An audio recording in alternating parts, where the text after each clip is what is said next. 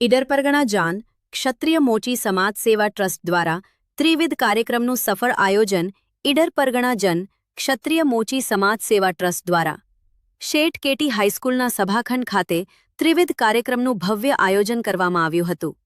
કાર્યક્રમમાં શૈક્ષણિક સન્માન સમારોહ, મહિલા સંમેલન અને યુવા સંમેલનનું આયોજન કરવામાં આવ્યું હતું.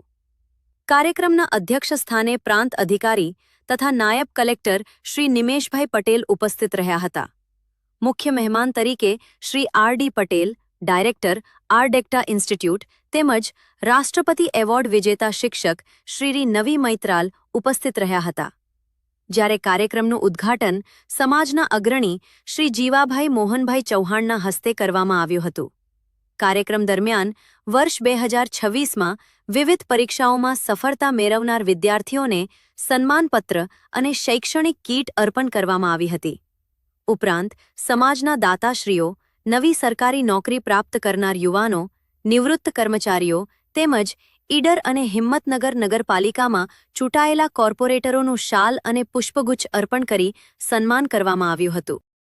આ પ્રસંગે પિતૃ સહાય યોજના અંતર્ગત લાભાર્થીઓને સહાય આપવામાં આવી હતી તેમજ જરૂરિયાતમંદ વિદ્યાર્થીઓને રોકડ શૈક્ષણિક સહાય પણ અર્પણ કરવામાં આવી હતી.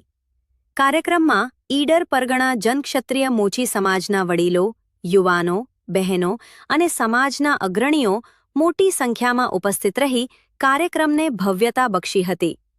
સમગ્ર કાર્યક્રમને સફળ બનાવવા સમાજના પ્રમુખ શ્રી ભોગીલાલ ચૌહાણ, મંત્રી શ્રી ભરતકુમારજી ચૌહાણ, ખજાનચી શ્રી સુરેશકુમારજી ચૌહાણ તથા શિક્ષણ સમિતિના કન્વીનર શ્રી ચિનુભાઈ એ. ચૌહાણ સહિતની ટીમે નોંધપાત્ર જહેમત ઉઠાવી હતી. અંતે સમૂહ ભોજનનું આયોજન કરવામાં આવ્યું હતું, જેમાં મોટી સંખ્યામાં સમાજના આગેવાનો જોડાયા હતા. કાર્યક્રમ સૌહાર્દપૂર્ણ વાતાવરણમાં સફળતાપૂર્વક પૂર્ણ થયો હતો.